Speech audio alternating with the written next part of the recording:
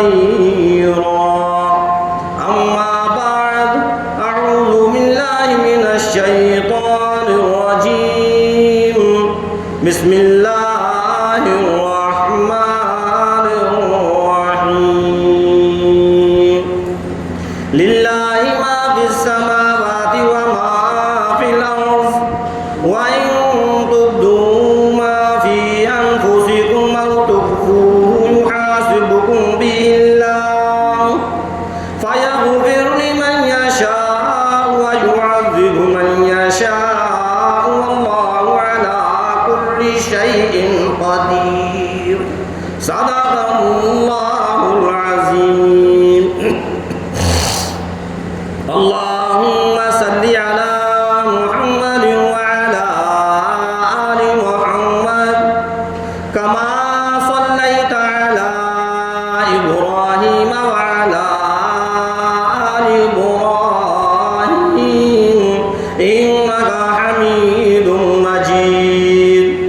اللهم بارك على محمد وعلى آل محمد كما باركت على إبراهيم وعلى آل إبراهيم إنك حميد مجيد. محترم حضرات، سامعین اکرام، عزیز ساتھی، سورہ بقرہ کے آخری رکوع کی آیتیں ہیں یہ.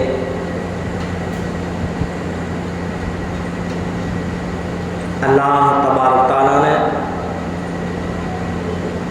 اپنے بندوں کو، انسانوں کو، مسلمانوں کو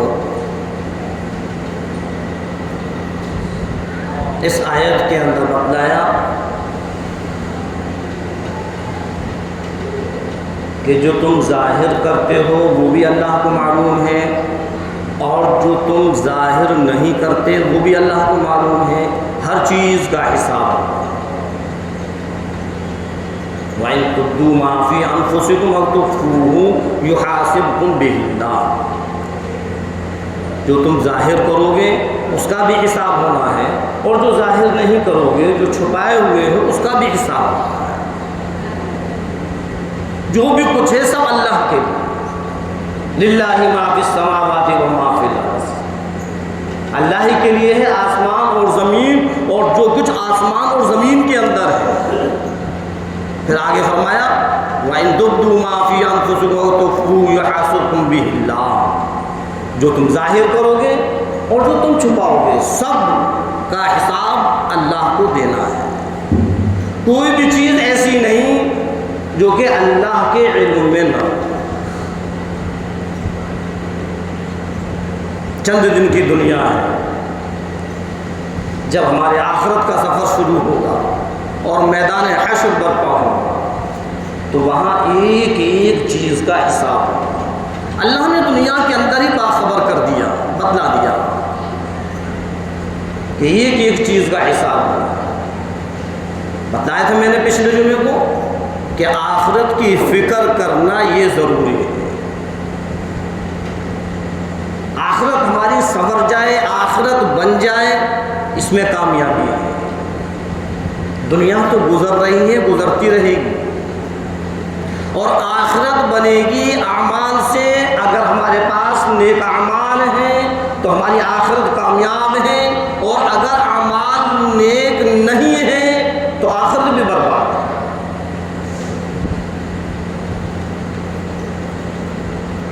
بڑا عجیب و غریب منظر ہوگا.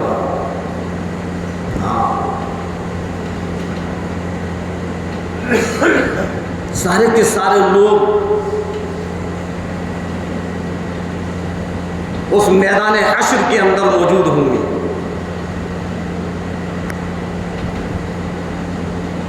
اور کوئی چھوٹا موٹا وہ دن نہیں ہوگا. فرمایا پروردگار عالم نے 50,000 سنہ، 50,000 سال کے برابر کا ایک دن ہوگا. وہ میدان حشر کا دن. کبھی ہم نے سوچا ہی نہیں کبھی ہم نے اس چیز کی فکر نہیں کی کہ اس میدان حشر میں جب ہم کھڑے ہوں گے اور اللہ اگر ہم سے حساب لینے پر آ گیا تو ہم کیا حساب دیں گے؟ کیا ہے ہمارے پاس؟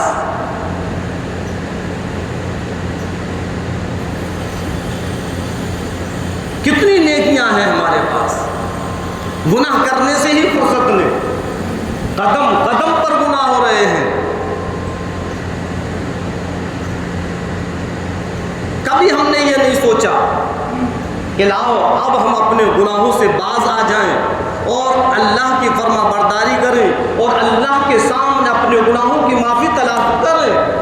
ان اللہ غفور رحیم، اللہ تو بڑا غفور رحیم ہے، وہ اپنے بندوں پر بڑا مہربان ہے۔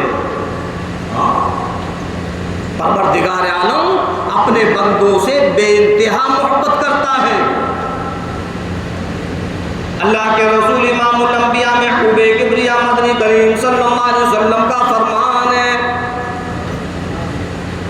جو میرے نبی تیرے نبی ساری کی ساری کائنات کے نبی، نبیوں کے نبی، ولیوں کے نبی، قطب ابدال پیغمبروں کے نبی، ارشاد فرمایا مدنی کریم صلی اللہ علیہ وسلم نے کہ پروردگار عالم اپنے بندوں سے اتنی محبت کرتا ہے، اتنی محبت کرتا ہے جیسے ایک ماں اپنے بچے سے محبت کرتی ہے، پروردگار عالم 70 ماؤں سے زیادہ اپنے بندے سے محبت کرتا ہے۔ اسی لیے پروردگار عالم نے قرآن کریم کے اندر ایک جگہ نہیں کئی جگہ یہ بیان کر دیا، یہ لکھ دیا، یہ پیغام دکھلا دیا، ان اللہ غفور رحیم۔ او میرے بندے، اگر تجھ سے گناہ ہو جائے، اگر تجھ سے کوئی غلطی ہو جائے، اگر تجھ سے کوئی خطا ہو جائے، اگر کوئی لغزش ہو جائے، شیطان کے بہکاوے میں آ کر اگر تو نے کوئی گناہ کر لیا، اپنے گناہ پر پشیمان ہو جا، اپنے گناہ پر شرمندہ ہو جا، آ جا میرے در پر، میرے سامنے ہاتھ پھیلا کر اپنے گناہوں کی معافی تلافی کر لے۔ ان اللہ غفور رحیم۔ او میرے بندے، تم میری ذات کو نہیں جانتا، تم میری کبریائی کو نہیں جانتا، ان اللہ غفور رحیم۔ تیرا رب تو ایسی ذات والا ہے، ایسی صفت والا ہے، کتنے بھی گناہ لے کر آ جا، سارے کے سارے گناہ کو معاف کر دے گا۔ اللہ رب العزت خود قرآن کریم کے اندر فرما رہا ہے، کتنے بھی گناہ لے کر آ جا، اگر ایک مرتبہ تو نے اللہ کے سامنے ہاتھ پھیلا کر اپنے گناہوں سے معافی تلافی کر لی، اللہ فرماتا ہے میری کبریائی کی قسم میں تیرے سارے گناہوں کو معاف کر دوں۔ لیکن افسوس اس چیز کا ہے کہ آج ہم گناہ کر کر اپنے گناہ پر پچھتاوا بھی نہیں کرتے۔ گناہ کرنے کے بعد ہم توبہ نہیں کرتے۔ توبہ کرنے سے اللہ تبارک تعالیٰ سارے گناہوں کو معاف کر دیتا ہے۔ اب اگر کوئی یہ کہے، اور بہت سے مسلمان کہتے ہیں اجی ہم تو ہیں ہی گنہگار، ہم کیا نماز پڑھیں، ہم تو ہیں ہی گنہگار، اور اللہ کیا فرما رہا ہے، آ جا، میری ذات سے نا امید نہ ہو، میری رحمت سے نا امید نہ ہو، میری مغفرت سے نا امید نہ ہو، میں تیرے سارے گناہوں کو معاف کر دوں گا۔ اگر سمندر کے جھاگ کے برابر بھی تیرے گناہ ہیں اور تو صرف دل سے جب توبہ کر کر میرے سامنے ہاتھوں کو پھیلائے گا، میں تیرے سارے گناہوں کو معاف کر دوں گا۔ اب گناہ کی معافی تلافی تو جب کریں جب کہ ہم کو آخرت کی فکر ہو۔ ہمیں آخرت کی فکر ہی نہیں، سمجھائی نہیں کہ ہم نے آخرت ہے کیا۔ فرمایا پروردگار عالم نے، او میرے بندے، 50 الف سنہ، اس قیامت کے منظر کو یاد کرو، اس میدان حشر کے دن کو یاد کرو جو 50,000 سال کے برابر ایک دن ہوگا۔ سارا کا سارا مجمع اس میدان حشر کے اندر اندر موجود ہوگا، سورج کا حال یہ ہوگا کہ ہمارے سروں کے اوپر سورج ہوگا اور اس سورج کی تپش سے ہمارے سر کے بھیجے ایسے کھولیں گے جیسے کہ ہانڈی میں چاول۔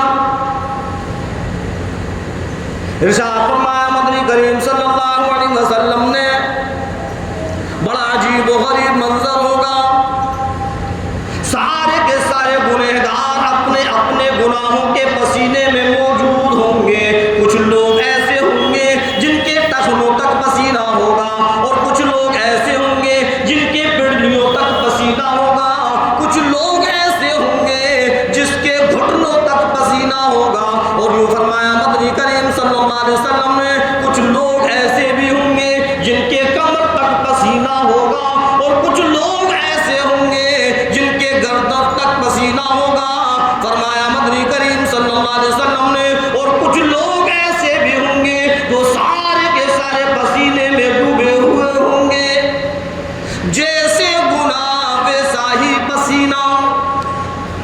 بڑا عجیب و غریب منظر ہوگا، اور انسان اس دنیا کے اندر جیسا آیا ہے ویسا ہی دنیا سے اس کو جانا ہے۔ دنیا میں آ کر یہ دنیا کی زیب و زینت کو دیکھ کر، دنیا کی چمک دمک کو دیکھ کر، دنیا کی مال و دولت کو دیکھ کر ہم اس دنیا کی محبت میں ایسے منہمک ہو گئے، دنیا کو ہم نے اپنے دلوں کے اندر اس طریقے سے پیوست کر لیا کہ آخرت کو بھول گئے، میدان حشر کو بھول گئے کہ وہاں جب ہم جائیں گے تو کیا ہوگا۔ یاد رکھنا ہے 15ویں صدی کے مسلمان، یاد رکھنا، جب تو اس دنیا سے جائے گا تیرے ساتھ ایک پھوٹی کوڑی بھی نہ ہوگی، خالی ہاتھ آیا ہے خالی ہاتھ جائے گا۔ اور ایک چیز اور بتلاؤں، ہم اور آپ جو میت کے اوپر جو جنازے کو ہم جو کفن دیتے ہیں، کفن دے کر جو قبر کے اندر اتار دیتے ہیں، جب وہ میدان حشر کے اندر کھڑا ہوگا تو اس کے پاس وہ کفن بھی نہ ہوگا۔ اللہ دکھلائے گا کہ یہ تیرا کفن یہ تیری دنیا کی دولت سے خریدا ہوا تھا، دنیا کی دولت کی کوئی چیز تیرے ساتھ نہیں ہو، وہ کفن بھی ختم، سارے کے سارے یوں ہی برہنہ۔ حضرت عائشہ صدیقہ رضی اللہ تعالیٰ عنہ نے اللہ کے رسول سرکار دو عالم صلی اللہ علیہ وسلم سے پوچھ ہی لیا، اے اللہ کے نبی، اے اللہ کے نبی، جب اس میدان قیامت میں میدان حشر میں سب یوں ہی برہنہ ہوں گے تو کیا ایک دوسرے کو دیکھ کر شرم نہیں آئے گی؟ فرمایا مدنی کریم صلی اللہ علیہ وسلم نے، عائشہ وہاں ایک دوسرے کو دیکھنے کی فرصت کہاں ہوگی، سب اپنے اپنے گناہوں کے پسینے میں ڈوبے ہوئے ہوں گے، سب کا حال یہ ہوگا کہ تھر تھر کانپ رہے ہوں گے، نفسی نفسی کا عالم ہوگا، کوئی کسی کی طرف نظر اٹھانے کی اس کو فرصت نہیں ملے گی، سب کا حال یہ ہوگا کہ وہ اپنے بارے میں سوچیں گے، نہ معلوم آج میرا فیصلہ جنت کا ہے یا جہنم کا۔ نفسی نفسی کا عالم، وہاں کسی کو ایک دوسرے کی طرف دیکھنے کی فرصت نہیں ہوگی، ہاں سب اپنی اپنی غلطیوں کو لیے ہوئے کھڑے ہوں گے، اپنے اپنے گناہوں کو لیے کھڑے ہوئے ہوں گے۔ اے مسلمانوں، دنیا چند دن کی ہے، دنیا میں اتنا دن لگاؤ جتنا دنیا میں رہنا ہے، اور آخرت کی فکر کرو، آخرت ہمیشہ ہمیشہ ہے۔ بڑا عجیب و غریب منظر ہوگا، نفسی نفسی کا عالم ہوگا، ایک دوسرے کو دیکھنے کی فرصت نہیں ہوگی، سب اپنے اپنے بارے میں سوچیں گے کیا ہوگا آج، کیا ہوگا آج، نہ معلوم فیصلہ کہاں کا ہوگا، جنت کا ہوگا یا جہنم کا ہوگا، سب سوچ و وچار میں پڑے ہوئے ہوں گے، اور پھر یہ سوچیں گے کہ ارے یہاں تو انبیاؤں کی لائن لگی ہوئی ہے، یہاں تو نبی بھی کھڑے ہوئے ہیں۔ ہاں، اس میدان حشر میں نبی بھی، پیغمبر بھی، ولی بھی، قطب ابدال بھی، سب کھڑے ہوں گے، اور حال یہ ہوگا کہ سب خدا کے خوف سے تھر تھر کانپ رہے ہوں۔ لکھا ہوا ہے کہ یہ مسلمان، یہ ایمان والے حضرت آدم علیہ السلام کے پاس پہنچیں گے۔ اے آدم علیہ السلام، آج کا منظر دیکھ کر سمجھ میں نہیں آتا کہ ہمارا فیصلہ کدھر ہوگا، جنت کا یا جہنم کا۔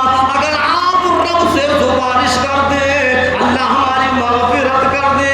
آدم علیہ السلام کہنے لگیں گے نہیں نہیں، آج تو خدا کے خوف سے مجھ کو بھی ڈر لگتا ہے۔ اللہ کے نبی ہے، اور ایسے نبی کہ ساری کی ساری انسانیت کے باپ ہیں۔ امت کہے گی، یہ قوم کہے گی، یہ ایمان والے کہیں گے کہ آدم علیہ السلام ہم آپ کی اولاد ہیں، آپ ہمارے ابا جان ہیں، ہمارے لیے سفارش کر دیجئے۔ آدم علیہ السلام کہنے لگیں گے نہیں نہیں، آج تو خدا کے خوف سے مجھ کو بھی ڈر لگتا ہے، میں خود اپنی غلطی کو لیے ہوئے کھڑا ہوں، کہیں پروردگار عالم میری پکڑ نہ کر لے۔ کون سی غلطی؟ وہ غلطی جو اللہ نے دنیا میں ہی معاف کر دی۔ ہاں، جو حضرت آدم علیہ السلام سے اپنے رب کی ایک نافرمانی ہو گئی تھی، اللہ نے فرمایا اے آدم دنجے ذریعے جنت میں ساری جگہ جانا، لیکن اس درخت کے قریب مت جانا، اس کے پھل کو نہ کھانا۔ لیکن غلطی سے، شیطان کے بہکاوے سے اس گندم کو کھا لیا، جنت کا لباس اتر گیا۔ اب اللہ نے فرمایا جاؤ، اب جاؤ دنیا میں جاؤ، زمین پر جاؤ۔ اللہ نے زمین پر اتار دیا۔ اس دن سے لے کر جب تک آدم علیہ السلام کی توبہ قبول نہ ہوئی، اتنے روئے اتنے روئے اتنے روئے، رات اور دن رونے میں لگے رہتے تھے، اور زبان پر یہی الفاظ رہتے تھے، ربنا ظلمنا انفسنا وان لم تغفر لنا وترحمنا لنكونن من الخاسرین۔ اے پروردگار عالم، اے رب کائنات، مجھ سے غلطی ہو گئی، مجھ سے ظلم ہو گیا، میں ظالم بن گیا۔ ربنا ظلمنا انفسنا، اے ہمارے رب ہم نے اپنے اوپر ظلم کر دیا۔ وَإِن لَّمْ تَغْفِرْ لَنَا، اور اگر آپ نے ہماری مغفرت نہ کی، اگر آپ نے ہماری لغزش کو معاف نہیں کیا، اگر آپ نے ہماری خطا کو معاف نہیں کیا، وَإِن لَّمْ تَغْفِرْ لَنَا وَتَرْحَمْنَا، اور اگر آپ کا ہم پر رحم نہیں ہوا، لَنَكُونَنَّ مِنَ الْخَاسِرِينَ، تو ہم تو خسارے والوں میں سے ہو جائیں گے۔ اللہ نے توبہ کو قبول کیا، اللہ نے توبہ کو قبول کیا، تو اللہ تبارک تعالیٰ نے تو دنیا کے اندر ہی حضرت آدم علیہ السلام کو معاف کر دیا، لیکن اللہ کا خوف اتنا ہے، اللہ کا ڈر اتنا ہے کہ کہہ رہے ہیں نہیں نہیں، آج میں اللہ سے سفارش نہیں کر سکتا، آج میں سفارش نہیں کر سکتا، نہ معلوم پروردگار عالم میری اسی غلطی کی پکڑ کرے۔ سارے کے سارے نبیوں کے پاس لوگ پہنچیں گے کہ ہماری سفارش کرو، ہماری سفارش کرو، اور سارے نبی منع کر دیں گے، کہہ دیں گے نہیں نہیں، آج اللہ کے سامنے ہم سفارش نہیں کر سکتے، نفسی نفسی کا عالم ہے، سب کو اپنی اپنی پڑی ہے۔ لیکن امام الانبیاء کا حال کیا ہے؟ آؤ اے مسلمانوں، اے نبی کے دیوانوں، اے نبی کے عاشقوں، آؤ میرے نبی کا حال کیا ہے، سرکار دو عالم صلی اللہ علیہ وسلم کا حال کیا ہے، جہاں سب کو نفسی نفسی کی پڑی ہوئی ہے، سرکار سرکار دو عالم صلی اللہ علیہ وسلم سجدے ریز ہیں. سارے کے سارے پیغمبر کہنے لگیں گے کہ آج ہم میں سے کوئی سفارش نہیں کر سکتا. چلو دیکھو امام الانبیاء کہاں ہے. آج اگر سفارش کرنے والی کوئی ذات ہے تو وہ امام الانبیاء ہے, کوئی اور نہیں. سرکار دو عالم صلی اللہ علیہ وسلم کے پاس سارے کے سارے لوگ آئیں گے.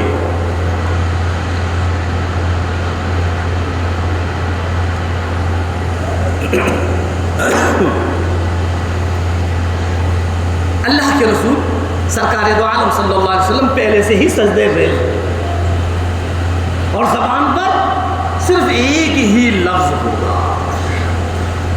15ویں صدی کے لوگوں, امام الانبیاء سرور کونین صلی اللہ علیہ وسلم کی نافرمانی کرنے والوں, آپ کے طریقے کو چھوڑ کر غیروں کے طریقے پر چلنے والوں, باز آ جاؤ. کل قیامت کے دن کوئی سفارش نہیں کرے گا سوائے امام الانبیاء سرکار دو عالم صلی اللہ علیہ وسلم. زبان پر لفظ ہوں گے, اے پروردگار عالم میرے امتی کی مغفرت فرما, اے پروردگار عالم میری امت کو معاف فرما. جہاں سب کو نفسی نفسی کی پڑی ہے, لیکن سرکار کا حال یہ ہے کہ امت کی پڑی ہے. سرکار دو عالم صلی اللہ علیہ وسلم نے عرش میں بھی امت کے لیے سوچا اور زمین پر بھی امت کے لیے سوچا, لیکن امت اتنی نالائق ہو گئی کہ اس کو پرواہ نہیں نبی کے طریقے کی, اس کو پرواہ نہیں نبی کے فرمان کی, اس کو پرواہ نہیں نبی کے قانون کی. وہ نہیں سوچتی امت, غیروں کے طریقے پر چل رہی ہے. غیروں کے طریقے کو ہم نے اپنے گھروں کے اندر داخل کر رکھا ہے. آج ہماری زندگی یہودی اور نصاراؤں کے طریقے پر چل رہی ہے. ہاں, کھڑے ہو کر کھانا, برتھ ڈے پارٹی کا کرنا, کیا ہے یہ غیروں کا طریقہ ہے. یہ تو ایک آدھ ہے, سینکڑوں ایسی چیزیں ہیں جو غیروں کے طریقے پر چلتی ہیں. گھر کے اندر بے حیائی اور بے شرمی کا عام ہو جانا, کیا ہے یہ؟ کبھی ہم نے سوچا ان چیزوں کی خبر جب سرکار دو عالم صلی اللہ علیہ وسلم کو پہنچتی ہو تو آپ کو کتنی تکلیف ہوتی ہو. اور ایسا نہیں ہے, برابر آپ صلی اللہ علیہ وسلم کو امت کی خبر پہنچتی ہے کہ اللہ کے نبی اب آپ کی امت یہ عمل کر رہی ہے, یہ گناہ کر رہی ہے. آپ کی امت زنا کی لائنوں میں کھڑی ہے, آپ کی امت چوری کی لائن میں کھڑی ہے, آپ کی امت شراب خوریوں میں پڑی ہوئی ہے, آپ کی امت زناکاریوں میں لگی ہوئی ہے, آپ کی امت بدفعلیوں میں لگی ہوئی ہے, حرام خوری میں لگی ہوئی ہے.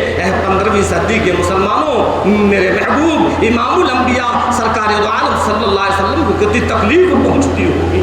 ہم کو پرواہ ہے جو رات اور دن ہم گناہوں میں لگے رہتے ہیں. شرم کرو, شرم کرو. کل قیامت کے دن اگر اللہ کے رسول سرکار دو عالم صلی اللہ علیہ وسلم نے بھی سفارش نہیں کی تو پھر کیا حال ہوگا. ہاں, کبھی ہم نے سوچا ہی نہیں.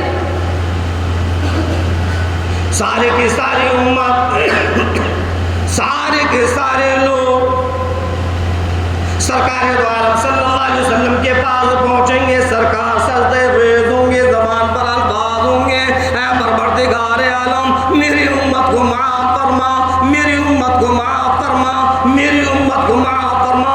پروردگار عالم فرمائے گا میرے محبوب سر سجدے سے اٹھاؤ, اے اللہ میری امت کو معاف کر. میرے محبوب بتلاؤ میں کس کس کو معاف کروں. جہاں سارے نبیوں کا حال یہ ہوگا کہ سب تھر تھرا رہے ہوں گے, وہاں میرے نبی کا حال یہ ہوگا کہ امت کی مغفرت کے لیے اللہ سے کہہ رہے ہو.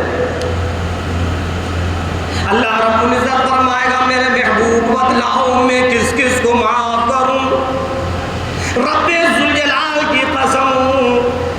سرکار دو عالم صلی اللہ علیہ وسلم اپنی انگشت مبارک سے اشارہ کریں گے کہ اے پروردگار اس کی بھی مغفرت فرما، ان کی بھی مغفرت فرما، ان کی بھی مغفرت فرما، ان کی بھی مغفرت فرما۔ لکھا ہوا ہے کہ جب آپ کی انگلی کا اشارہ کچھ ایسے لوگوں کی طرف پہنچے گا جو ایک طرف کھڑے ہوں گے، اللہ کی طرف سے فرمان آ جائے گا میرے محبوب ادھر اشارہ کرنے کی اجازت نہیں۔ اللہ اکبر۔ آخر وہ کون ہے جن کے بارے میں اللہ فرما دے گا میرے محبوب ادھر اشارہ کرنے کی اجازت نہیں؟ سرکار کہنے لگیں گے اے پروردگار عالم کیوں؟ کیا یہ میری امت کے لوگ نہیں ہیں؟ تو جواب ملے گا، اللہ کہے گا ہاں میرے محبوب یہ آپ کی امت کے لوگ ہیں، لیکن آپ کی امت کے وہ لوگ ہیں کہ آپ کے جانے کے بعد یہ رسم و رواجوں میں لگے رہے تھے، یہ شرک و بدعت میں لگے رہے تھے۔ آپ کی امت کے وہ لوگ ہیں کہ سنتوں کے جنازے نکل رہے تھے، ان کو ذرہ برابر بھی فکر نہ تھی۔ آج ہمارا تمہارا حال کیا ہے؟ ہم بھی تو رسم و رواجوں میں لگے ہوئے ہیں۔ جی یہ نہیں چھوٹے گا، یہ تو ہمارے باپ دادا سے چلتا چلا آ رہا ہے، ہم اس طریقے کو کیسے چھوڑ دیں؟ اور ہم اس کام کو کیوں چھوڑ دیں؟ یہ تو ہمارے باپ دادا سے چلتا چلا آ رہا ہے۔ گھر کے اندر جب بچہ پیدا ہوتا ہے، ہائے ہائے اگر وہ لڑکا ہو جائے تو پھر دیکھو ڈی جے بھی لگیں گے، گانے بجانے ہوں گے، ننگا ناچ ہوگا، اور پھر حال یہ ہوگا جہاں 7 دن کا ہوا لاؤ چھٹی کر رہے ہیں۔ چھٹی کیا ہے؟ یہ چھٹی غیروں کا طریقہ ہے، یہ غیروں کا، یہ چھٹ، یہ پوجا، یہ چھٹی ایمان والوں کا نہیں ہے۔ جو آج مسلمانوں کا ایک لمبا چوڑا طبقہ اس چھٹی کے اندر مبتلا ہے، چھٹی کریں گے۔ چھٹی کیا ہے؟ چھٹی ہے، ارے علماء سے پوچھو، مفتیان اعظام سے پوچھو، ہزاروں روپیہ جو تم چھٹی میں خرچ کر دیتے ہو، اگر اسی کو عقیقے کے نام پر خرچ کرو تو آپ کا بچہ بیماریوں سے بھی محفوظ رہے گا، آفتوں سے محفوظ رہے گا، اور سرکار دو عالم صلی اللہ علیہ وسلم کی سنت بھی ادا ہو جائے گی۔ عقیقہ نہیں کریں گے، چھٹی کریں گے، خرچہ اتنا ہی ہو رہا ہے، 4,000 5,000 8,000 10,000 20,000 30 40 تک خرچ ہو جاتا ہے جو اچھی طریقے سے چھٹی کرتا ہے۔ اور عقیقے میں کیا ہوگا؟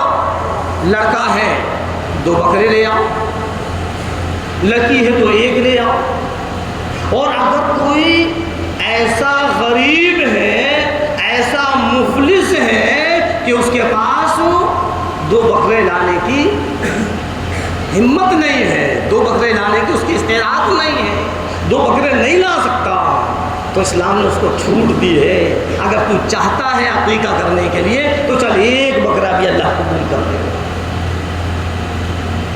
ضروری ہے کہ لمبا چوڑا ہم اس میں فنکشن کریں؟ ارے اس بکرے کو قربان کر کر اور غریبوں میں تقسیم کر دیں، عقیقہ ہو جائے گا۔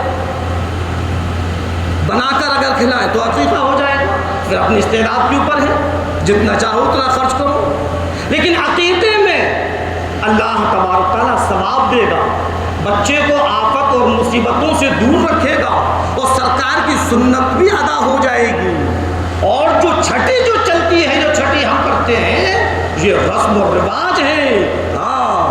اسی رسم و رواج کو کل قیامت کے دن اللہ تبارک تعالیٰ آپ صلی اللہ علیہ وسلم کے انگشت مبارک کو جب ان لوگوں کی طرف پہنچے گی، اللہ فرمائے گا میرے محبوب ادھر اشارہ کرنے کی اجازت نہیں ہے، ادھر اشارہ کرنے کی اجازت نہیں ہے۔ سرکار کہیں گے اے اللہ کیوں؟ کیا یہ میری امت کے لوگ نہیں ہیں؟ کہ ہاں یہ آپ کی امت کے وہ لوگ ہیں جو رسم و رواجوں میں لگے رہے۔ چھٹی تو میں نے ایک مثال دی ہے، بہت سے ایسے رسم و رواج ہیں جو مسلمان اس میں الجھا ہوا ہے۔ کچھ چیز اور بتلاؤں، چاہے اپنے پاس کچھ بھی نہ ہو قرضہ لے کر کرنا ہو چھٹی ضرور ہو، چاہے ہم قرضہ لائیں اور قرضہ ہمارے اوپر ہو جائے، لیکن ایسی شان سے ہم چھٹی کریں گے جس سے کہ دیکھنے والے بھی کہیں کہ ہاں فلاں نے بہت اچھی چھٹی کی۔ کیا ہے یہ سب رسم و رواج ہیں۔ اے مغرب صدی کے مسلمانوں، ہوش میں آؤ اور اس رسم و رواجوں کو ختم کرو۔ اللہ کے رسول سرکار دو عالم صلی اللہ علیہ وسلم کی سنت کو زندہ کرو۔ آپ صلی اللہ علیہ وسلم کی سنت کو اپنے عمل میں لاؤ، سنت کو زندہ کرو، یہ رسم و رواجوں کو ختم کرو، ورنہ جب ہم میدان حشر میں کھڑے ہوں گے، خدا نہ کرے ہمارے رسم و رواجوں کی وجہ سے اللہ تبارک تعالیٰ کہیں ہمارے بارے میں بھی سرکار عالم صلی اللہ علیہ وسلم سے یوں نہ فرما دے میرے محبوب ادھر اشارہ کرنے کی اجازت نہیں ہے، یہ آپ کی امت کے وہ لوگ ہیں جو رسم و رواجوں میں لگے رہے، اور جس کی سرکار دو عالم صلی اللہ علیہ وسلم نے سفارش نہیں کی، تو پھر کون ہے جو آگے بڑھ کر سفارش کرے؟ ہوش میں آؤ مسلمانوں، ذرا سوچو اور سمجھو، یہ دنیا ہی سب کچھ نہیں ہے۔ آج اس دنیا کی چمک دمک نے ہماری آنکھوں کو ایسا چکا چوند کر دیا ہے کہ دنیا کے علاوہ ہمیں کچھ نظر ہی نہیں آ رہا۔ اس آخرت کے بارے میں سوچو جو ہم نے اپنے آپ کو اس آخرت سے غافل کر رکھا ہے، اس میدان حشر کے بارے میں سوچو جہاں ہم اور آپ کو سب کو کھڑا ہونا ہے۔ اور یوں فرمایا پروردگار عالم نے کہ تم چھپاؤ یا ظاہر کرو یحاسبکم بہ اللہ تم سے ہر چیز کا حساب لے گا، ہر چیز کا حساب دینا ہے۔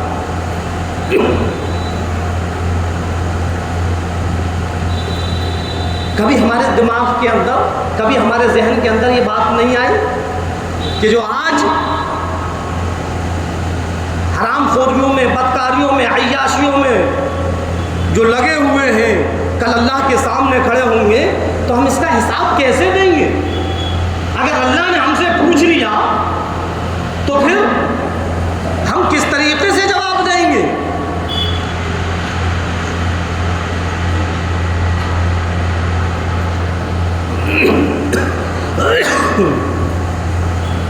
اللہ نے جو آج ہم کو جو عمر دی ہے اور عمر کے اندر جو جوانی دی ہے، خدا کی قسم یہ بھی اللہ کی ایک نعمت ہے۔ اللہ نے جو ہم کو تندرستی دی ہے یہ اللہ کی نعمت ہے، ہم اس کی قدر کریں اور اپنی جوانیوں کو یوں ہی برباد نہ کریں۔ کوئی موبائلوں پر برباد کر رہا ہے، تو کوئی جوئے کے پھڑوں پر بیٹھ کر برباد کر رہا ہے، تو کوئی شراب خوری میں ایسا ڈوبا ہوا ہے کہ وہ اپنی جوانی کو برباد کر رہا ہے، اور کوئی چوری ڈکیتی میں اپنی جوانیوں کو برباد کر رہا ہے۔ خدا کے واسطے میرے نوجوانوں ان تمام چیزوں سے توبہ کرو، چاہے وہ شراب ہو، چاہے وہ جوا ہو، چاہے وہ حرام خوری ہو، چاہے وہ زنا کاری ہو، سب سے توبہ کرو۔ ان اللہ غفور رحیم، اللہ بڑا غفور رحیم ہے، بے شک پروردگار عالم مغفرت کرنے والا ہے، رحم کرنے والا ہے، وہ تو سارے گناہوں کو معاف کر دے گا۔ اور اگر ہم باز نہیں آئے اسی طریقے سے ہم اپنی جوانی کے جوش میں آ کر خطائیں، گناہ، لغزش، عیاری، مکاری، دھوکہ دھڑی، فریب، حسد، جلن، کینہ، کپٹ، برائیاں، چغل خوریاں، غیبتیں اگر ہم اسی میں لگے رہیں تو کل قیامت کے دن جب اللہ کے سامنے کھڑے ہوں گے تو کیا جواب دیں گے؟ پھر جب ہم ہوں گے اور ہمارے نبی ہوں گے تو کیسے نبی سے ہم چہرہ ملائیں گے؟ کون سی شکل لے کر ہم جائیں گے سرکار دو عالم صلی اللہ علیہ وسلم کے سامنے، اللہ کے سامنے؟ کبھی ہم نے سوچا یہ دنیا ہی سب کچھ نہیں ہے؟ آخرت کے بارے میں سوچو، وہ ہمیشہ ہمیشہ کی زندگی ہے، یہ تو چند دن کی ہے۔ اور یوں فرمایا مدنی کریم صلی اللہ علیہ وسلم نے کہ جب تک پروردگار عالم 5 سوالوں کا جواب نہیں لے گا، قدم اپنی جگہ سے ہٹ نہیں سکتا۔ کل قیامت کے دن میدان حشر میں اللہ سارے کے سارے انسانوں سے 5 سوال کرے گا، اور ان 5 سوالوں کے جواب دینا ہے۔ اگر ہم نے ان 5 سوالوں کے جواب نہیں دیے تو تب تک ہمارا قدم نہیں ہٹے گا۔ سرکار دو عالم صلی اللہ علیہ وسلم فرما رہے ہیں، اور ان 5 سوالوں میں سب سے پہلا سوال یہی ہوگا، او میرے بندے، میں نے تجھ کو اتنی لمبی چوڑی عمر دی، تو نے وہ عمر کہاں خرچ کی؟ ہے جواب ہمارے پاس؟ اللہ پوچھے گا میرے بندے، جو میں نے تجھ کو عمر دی تھی وہ تو نے عمر کہاں خرچ کی؟ نافرمانی میں یا فرما برداری میں؟ علم حاصل کرنے میں یا عیاری، مکاری، زناکاری، فریب، دھوکہ دھڑی میں؟ کہاں خرچ کی؟ پہلا سوال۔ آج جو ہم گناہ پر گناہ کر رہے ہیں وہ ذرہ برابر بھی ہم کو پچھتاوا نہیں ہے، تو کل کیا اللہ کے سامنے ہم یہی جواب دیں گے، اے اللہ ہم تو گناہ کرتے رہے، تیری نافرمانیاں کرتے رہے، ہم تو حرام خوریاں کرتے رہے، ہم تو زناکاریاں کرتے رہے؟ ہے جواب؟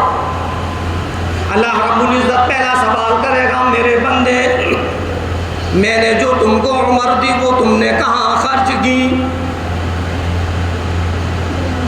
دوسرا سوال ہوگا، اس عمر میں نے جوانی دی، وہ جوانی کہاں خرچ کی؟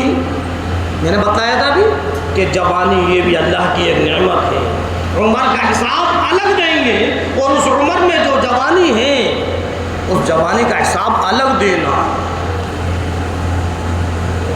تیسرا سوال، اوہ میرے بندے، تو نے مال کہاں سے کمایا؟ تیرا مال کمانے کا طریقہ کون سا تھا؟ حلال طریقے سے کمایا یا حرام طریقے سے؟ کیسے کمایا مال؟ اس کا مال کا بھی حساب دینا ہے۔ یہ نہیں ہے کہ جیسا ہو بس مال آ جائے، دھوکہ دے کر، فریب کر کر،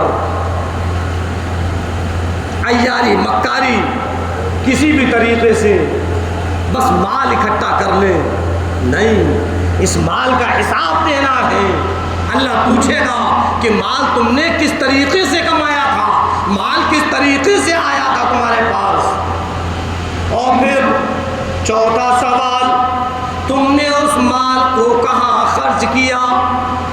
مال کہاں سے کمایا اور پھر اس مال کو کہاں خرچ کیا؟ حلال جگہ خرچ کیا یا حرام جگہ خرچ کیا؟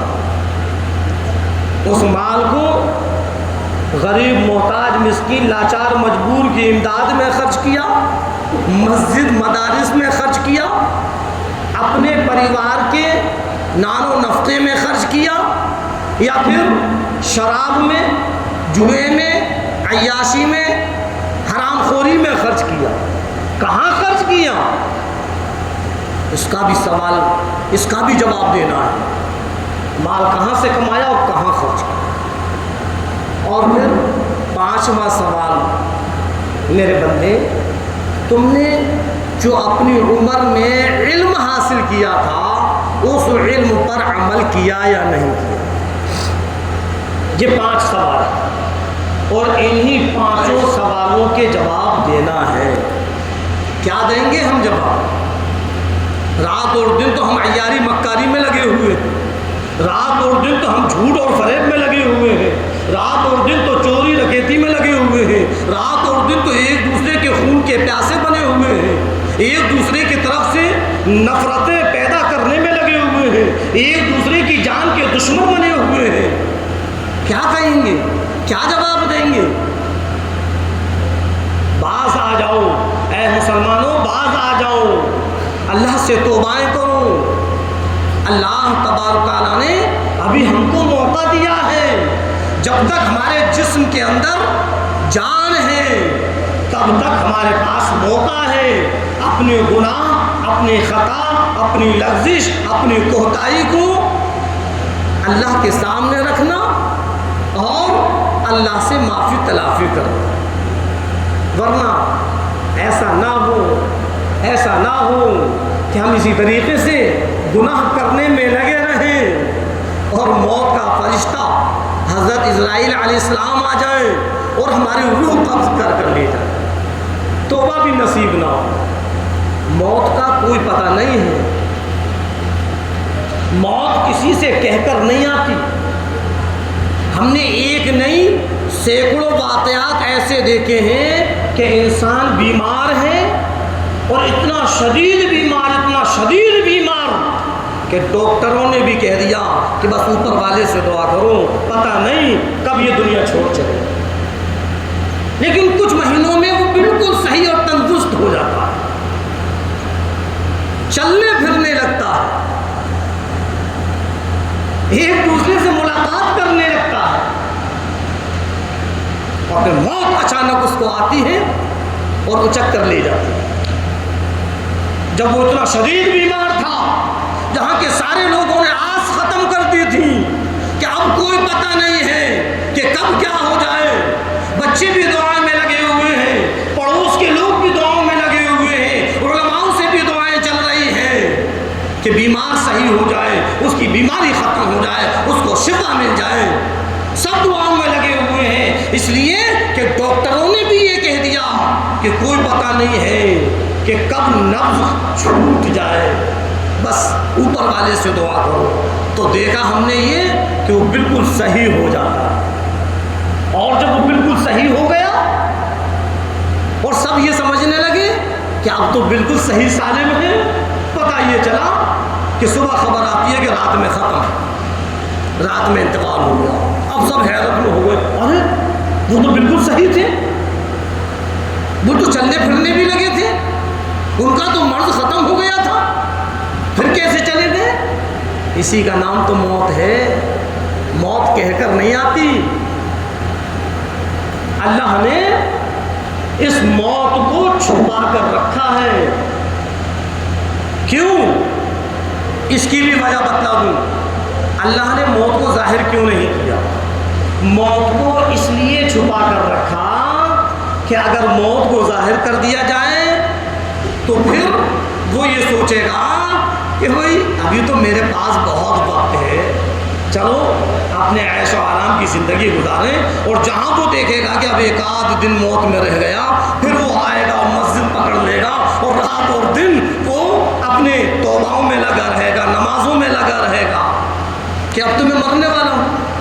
اللہ نے کہا کہ میرے بندے تجھ کو پتہ بھی نہیں چلے گا، موت کبھی بھی آ سکتی ہے، اب تو ہر دن اپنا اس دن جیسا بنا لے کہ جس دن تجھ کو یہ گمان ہو کہ میں کل مرنے والا ہوں، تو پھر آج تیری کیفیت کیا ہو؟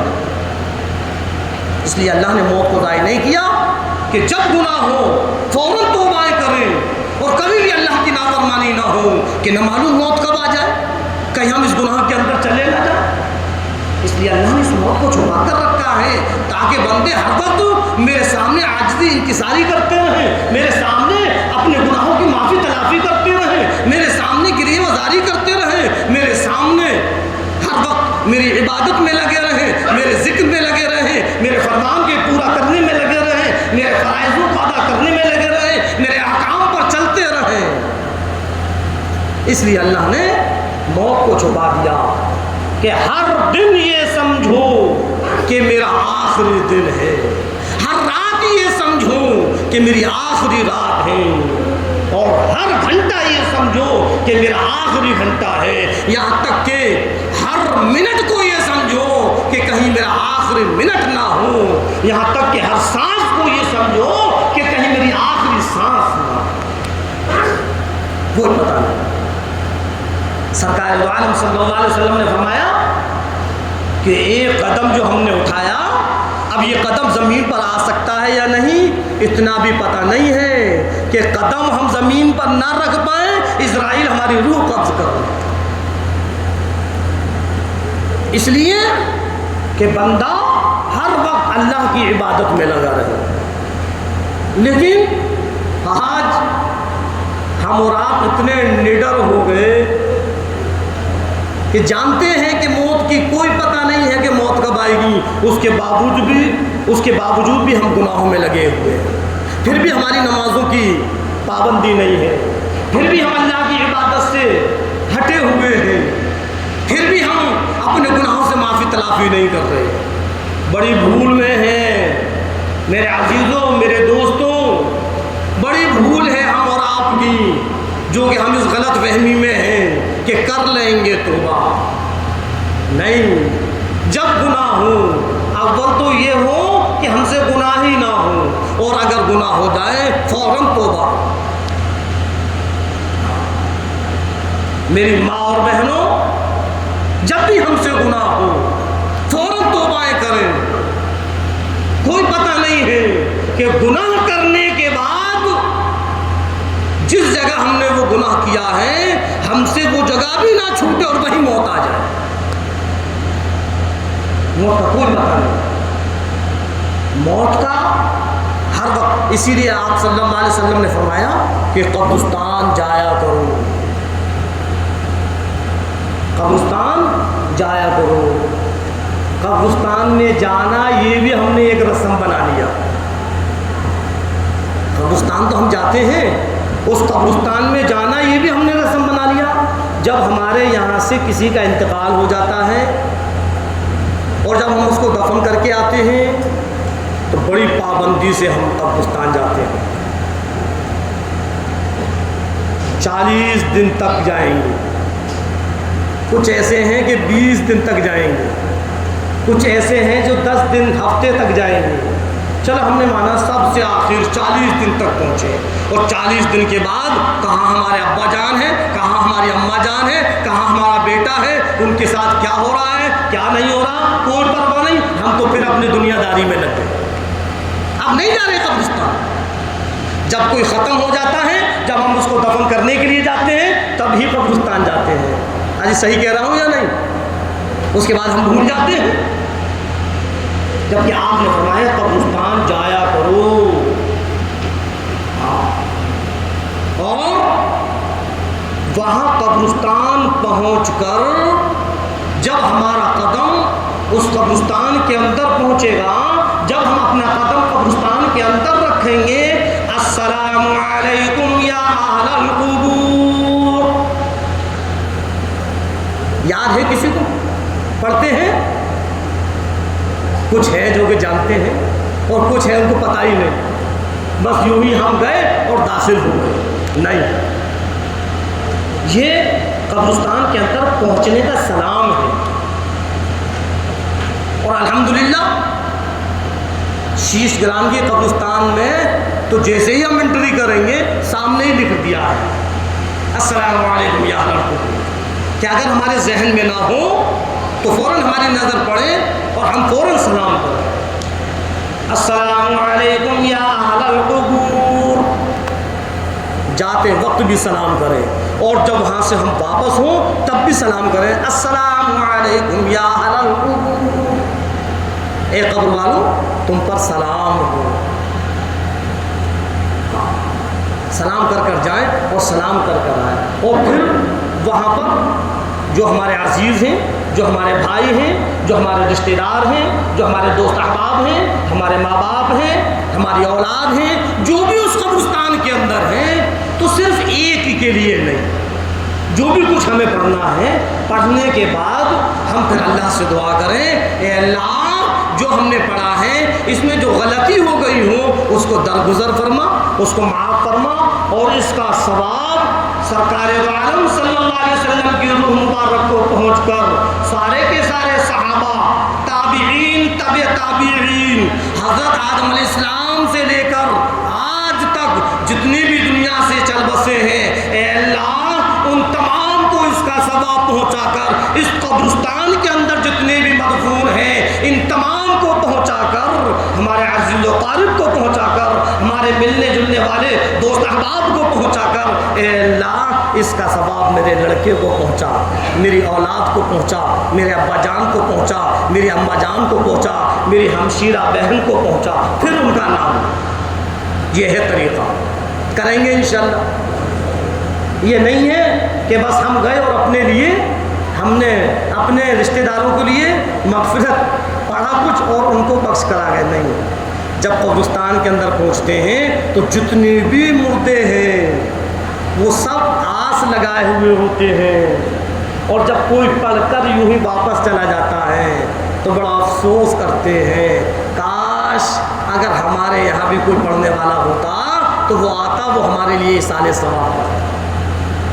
تو اس لیے ان تمام کو ایصال ثواب کے لیے جو بھی ہم پڑھیں وہ بخش دیں۔ سمجھ میں آئی بات؟ ہاں، اور موت کو ہر وقت یاد رکھیں، موت کا کوئی پتہ نہیں ہے کب موت آ جائے۔ اللہ رب العزت ہم اور آپ کو کہنے اور سننے زیادہ عمل کرنے کی توفیق عطا فرمائے۔ وما علینا الا